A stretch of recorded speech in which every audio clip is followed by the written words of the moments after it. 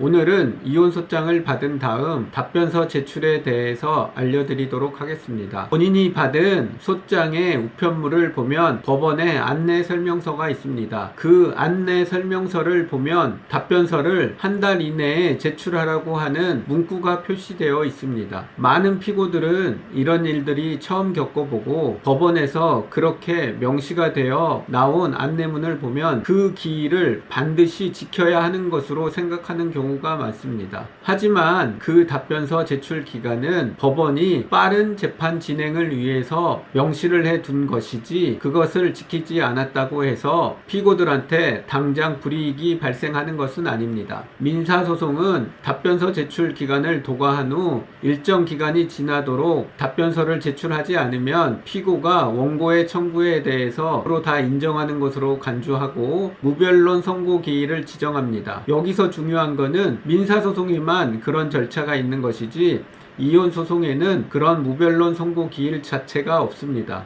즉 피고가 답변서를 제출하지 않았다고 하더라도 이혼 재판은 반드시 지정되게 되어 있습니다. 어떤 분들은 자신이 한 달 이내에 답변서를 제출하지 않으면 이혼 소송이 바로 끝나는 걸로 생각하는 경우도 있습니다. 그래서 자신이 어떠한 대응도 못 해보고 패소하는 것으로 생각하는 경우들도 있습니다. 절대 그렇지 않습니다. 이혼 소송에서는 본인이 답변서를 제출하지 않았다고 하더라도 바로 끝나지 않습니다. 반드시 재판이 지정이 되거나 아니면 화해 공고 결정이란 것을 보내준 다음 일정 기간이 지나서야 이혼 소송이 종결이 됩니다. 그러하기 때문에 피고들은 답변서 제출 기간에 대한 압박을 받을 필요가 없습니다. 답변서 제출 기한이란 것은 법원에서 빠른 재판 진행을 위해서 만들어 놓은 안내문인 것 뿐입니다. 물론 법원에 전화를 해보면 법원은 FM대로 말할 수밖에 없습니다. 그래서 답변서를 한 달 이내에 제출하라고 하는 경우들이 대부분입니다.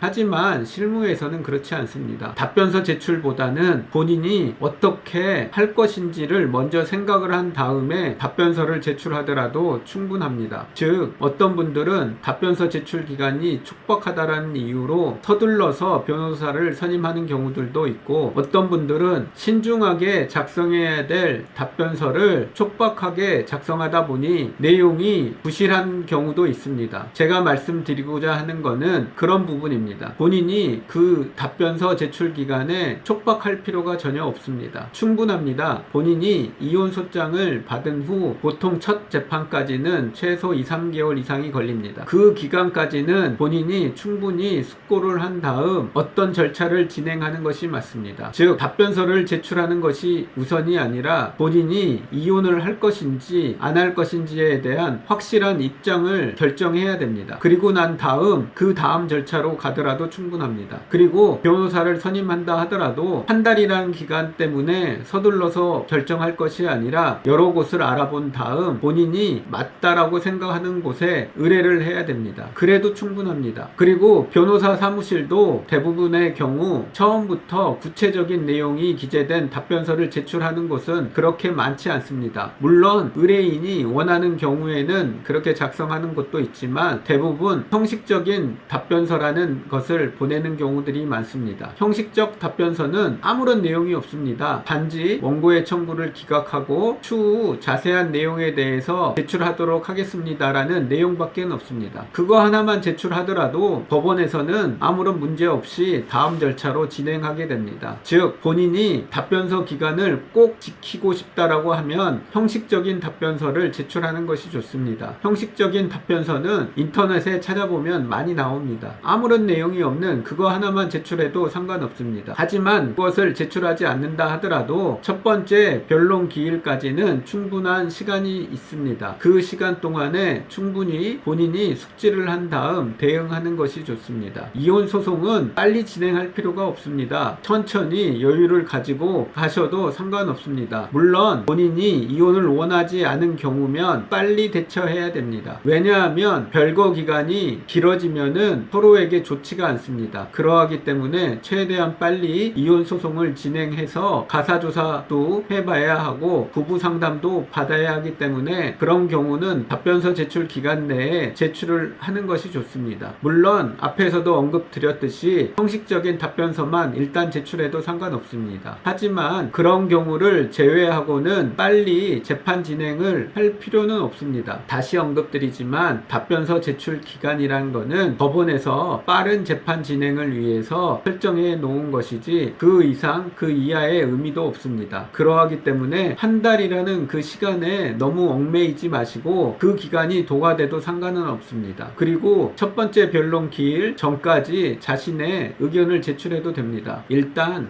본인의 입장을 확실하게 정리한 다음 그리고 난 다음에 다음 진행을 하는 것이 좋습니다. 먼저 본인이 어떻게 할 것인지를 정해야 됩니다. 본인이 정하기 어렵다라고 하면 주변에 상담을 받아서라도 본인의 입장을 확실하게 한 이후 답변서를 제출해도 늦지 않습니다. 여기까지 답변서 제출 기한에 대해서 몇 마디 해봤습니다. 보다 궁금한 것은 법률상담 공작소 블로그를 확인하거나 저에게 연락 주시면 언제든지 구체적인 상담을 더 해드리도록 하겠습니다. 고맙습니다.